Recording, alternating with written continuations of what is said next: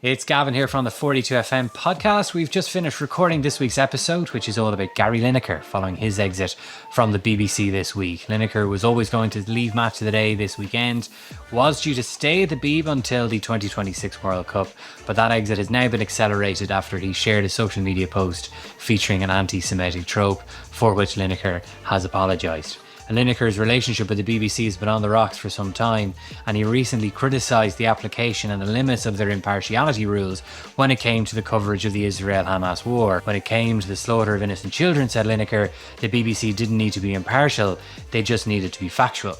So Sinead explains what these impartiality rules are and why they're not really fit for purpose when it comes to covering something like the horror that's unfolding in Gaza. We also talk about how this language of impartiality is used in sport and by sports and cultural and political bodies to avoid banning Israel from international competition, as was done with Russia a few years ago. So that is this week's episode of the 42FM podcast, available now for free wherever you get your podcasts.